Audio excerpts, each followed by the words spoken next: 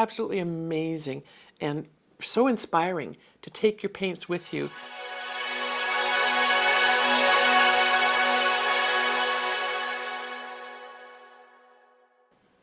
I'd like to thank the Process Art Discovery audience for joining me today. I'm Lynda Norman. I'm a watercolor artist in British Columbia, and today we're testing out a new little watercolor travel kit from the Shenzhen Woomer company. I got a note the other day from Hazel at the Shenzhen Woomer Cultural and Creative Company, and she said, we have this little travel kit that we would love to see tested out on your channel. And I was so excited. It arrived. We had a postal strike, so it arrived a little later than I was expecting, but it's here. It arrived yesterday. It's teeny weeny. It's cute as anything. I can't wait to open it. Before I do that, I just wanted to show you some of the things that I have been using in the past when I travel, if I don't have the luxury of taking all of my things with me, is I use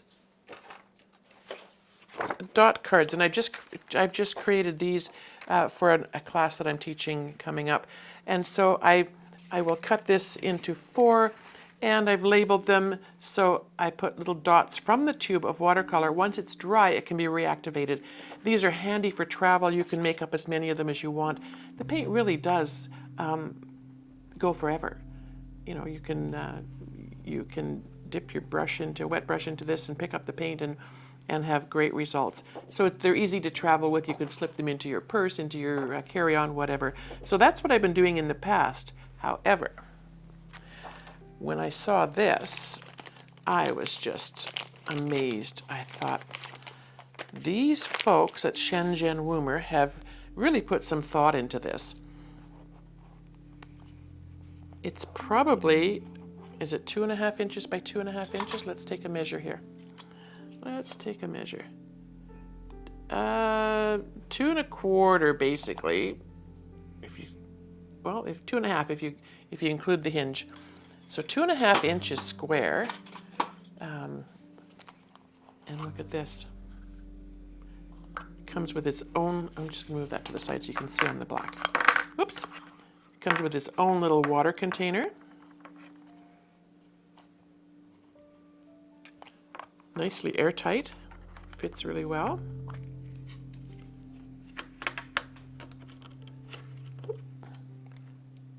Little mixing wells. Look at that. There's spots here where when you test your colors, you can actually put them onto the little card so you can see what they look like once you've applied them to paper. And your water container fits right on the side. Like, how amazing is that? So you could pop that into your pocket, into your backpack, your purse, whatever, with a small pad of paper. This is ideal. I have a friend, Wayne Wilson, who does travel journaling. Absolutely amazing and so inspiring to take your paints with you and sketch a tiny bit, and then when you're back at your room, if you don't have room to set up to do plein air, back at your room or your tent or wherever you're spending your evenings, you could pull out your colors and have a bit of fun.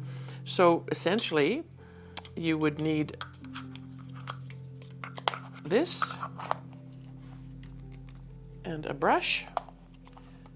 Most likely wherever you are, there will be vessels for water, so you wouldn't have to pack that along. And a little travel sketch pad rather. So today I'm going to test them out. I'm going to test them on a smaller piece of paper.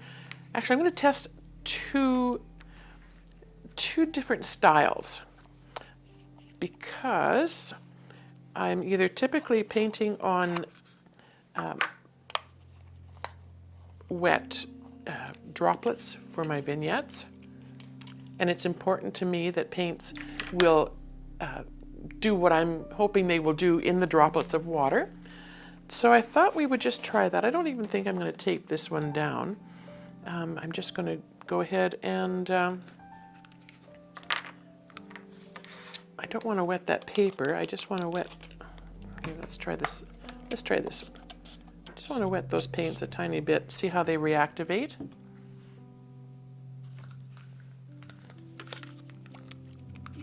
I'm going to,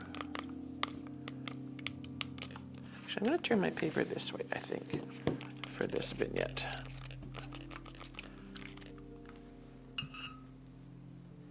I will use my Levinson brush. I love to, you know, when I'm testing something out, I like to use the tools that I'm most comfortable with, that I most often use, so that I have a better control, knowing where they're coming from. I will put the link to this, this little product in the description as well, if it's something you think you might want to test out. So we have, oh, on the back here, very tiny, light, or yellow light, oriental orange, it's hard to read some of these, permanent red, quinacridone rose, lilac purple, cobalt blue,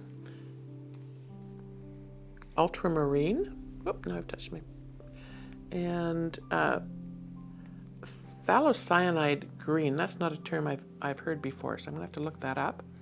And Payne's gray. So they've got all your basics covered there. And let's see how these paints have woken up. I'm intrigued by this lilac purple, so I'm just going to see what. Oh, that's a pretty nice purple, and it is lilac-y. It's not too brash or pinkish. It's not as granulating as some colors might be, but it does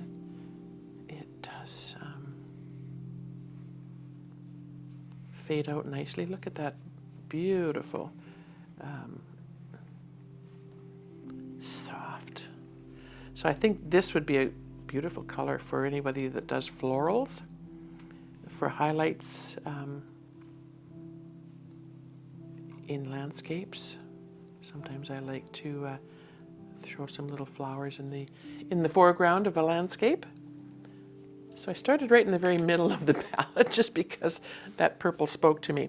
I'm going to test each of these colors in each of these water drops, I think. And it's going to take some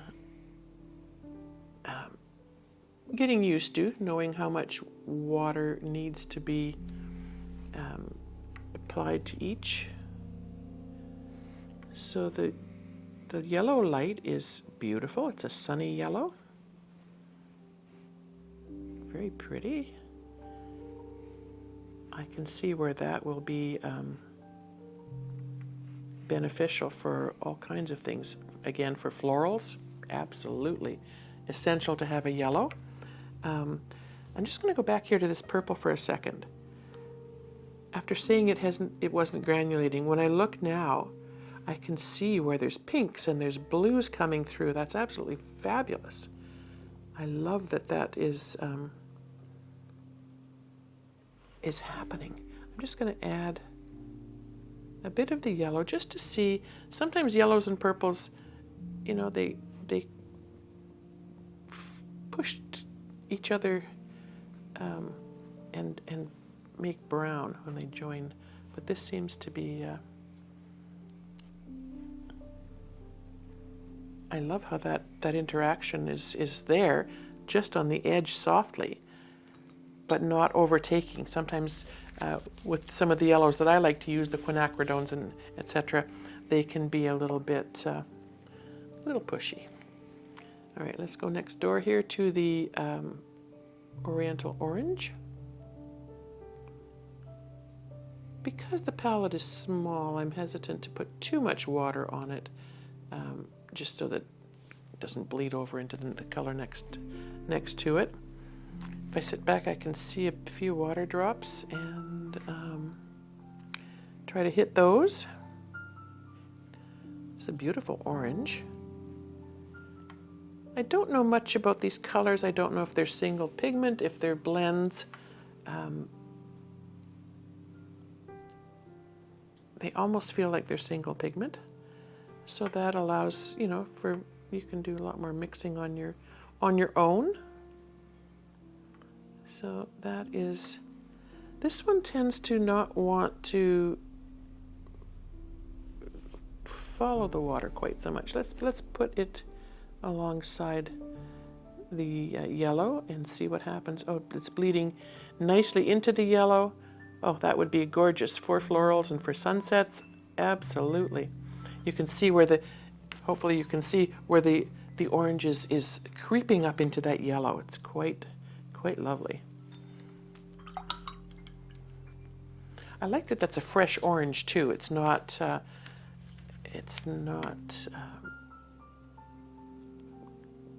showing up with other colors coming through. All right, beautiful. And then we have here the permanent red. I did put a fair bit of water on my brush because I noticed the palette was getting a bit dry. So this one's going to be juicy. And let's try here. Let's see where we're going to go. Oh, that's a beautiful red. The colors are quite true. And I appreciate that. Often you'll get overwhelmed by the number of colors that are out there. There's millions of blends and but this is really quite pretty. You could you know, with a darker mixture, it could be a beautiful Christmassy red. Or you can, let's see where we go here, mixing it with the yellows and the, yeah, and it does play nicely with the other colors.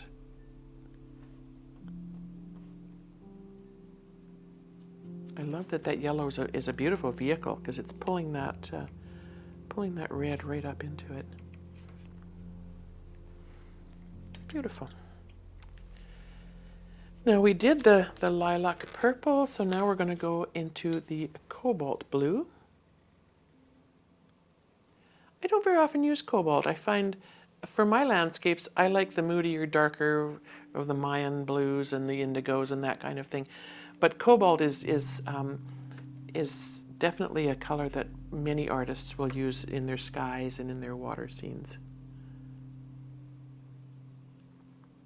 First impressions is that it feels a bit dusty, if that makes any sense to you. It's pale. Let's see if we can get a bit more pigment on our brush. Oh yeah, there we go. And let's see how we blend with our blues and our reds and our purples.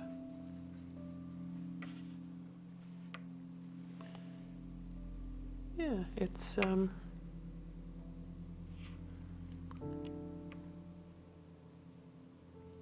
moving quite nicely in the water.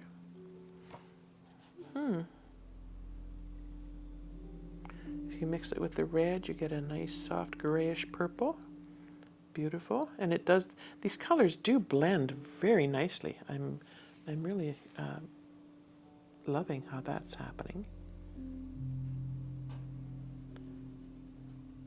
Yeah, I like that. All right, now we're going to go on to our quinacridone rose. And again, I'm just going to dip my brush slightly in some fresh water just to get things. It's interesting. It says quinacridone rose, but it looks to me like it is. It's a blue. It is blue. So I'm guessing that they've switched these out. So this could be. Oh no, it's not. They just mislabeled it. Because it is not a quinacridone rose. It is more like an ultramarine. Oh, yes, it is. Sorry, my fault. I misread. It's not mislabeled. It was misread. This is the ultramarine. Pardon me. it seems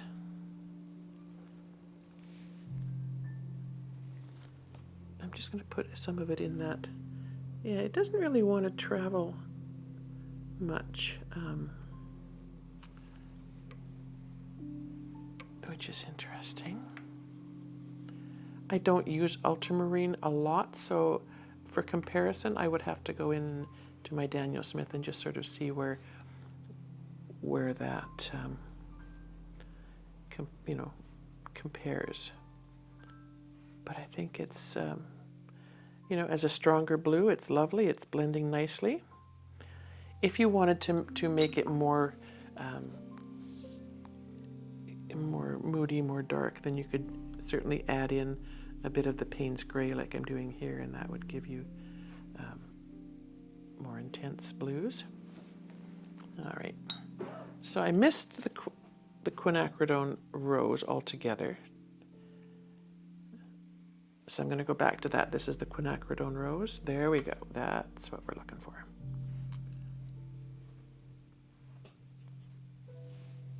And it's lovely, semi-transparent.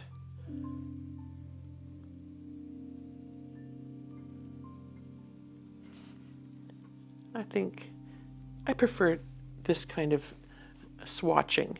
I was just thinking about that, doing square swatches is kind of boring, so I like to do this instead of the typical square swatches, and so I can add more pigment and darken it and fade it out, blend it with other colors. Yeah, I love that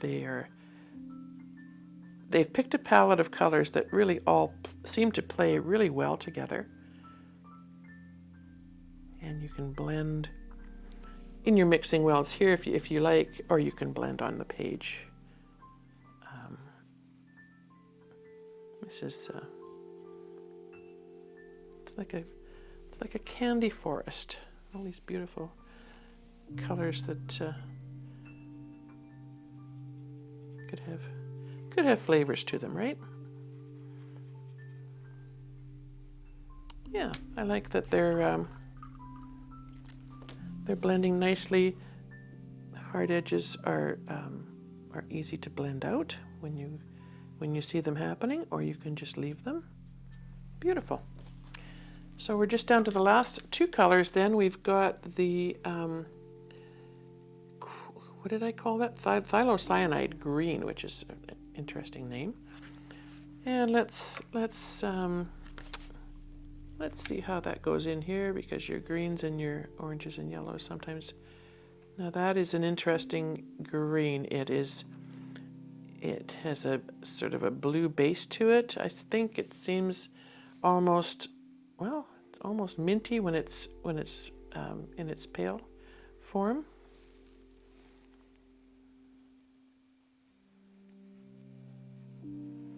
But it can be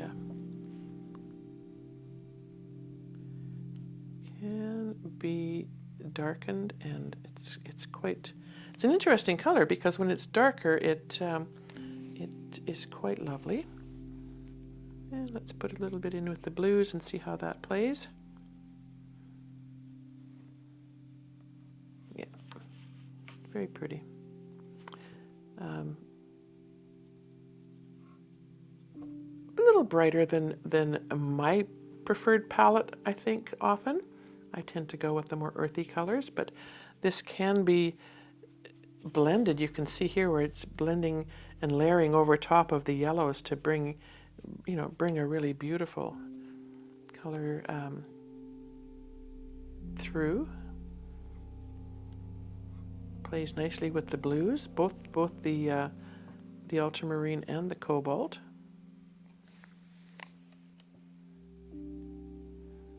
Semi-opaque, so it doesn't quite cover some of that orange in the background, but it is blending nicely with the other colors. And last but not least, let's try the Payne's Gray. We put a bit in with the blue, and I'll add a bit more there just to see where that goes. But the Payne's Gray is it's I think a color that most artists do keep in their palette. It's a pretty nice neutral. You can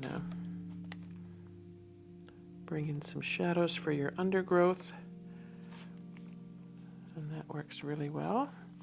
It does blend, or not blend, but it does flow out nicely with the other colors.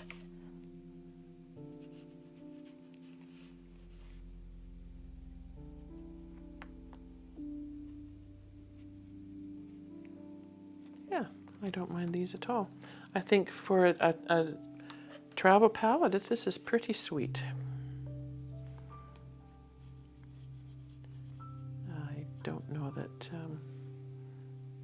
that I would add anything to it. The colors are happy together. Nice little grouping.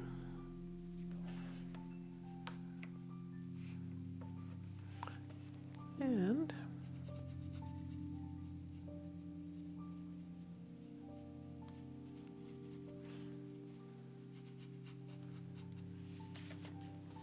there.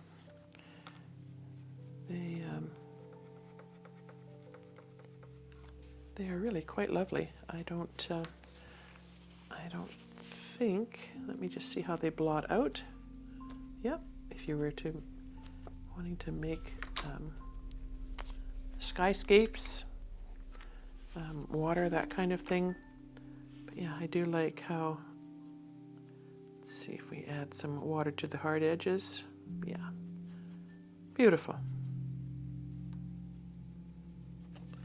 The other thing that I would want to think about would be, I use my little plastic tabs a lot for shaping rocks and different things.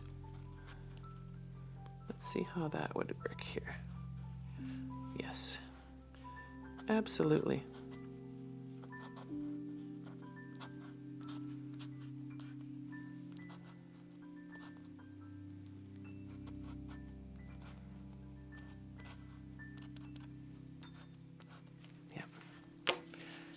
Yes, so I would say that the Shenzhen Woomer Culture and Creative Company has done a great job. This would be something that I will happily take with me wherever I go. And another inspiration for me to get started on those travel journals that I've been really wanting to do. So I would highly recommend this little palette. Oops, I think the other one went in first. If you were concerned at all about the mixing, I didn't do much mixing on this side. You can sand these down if the water beads up.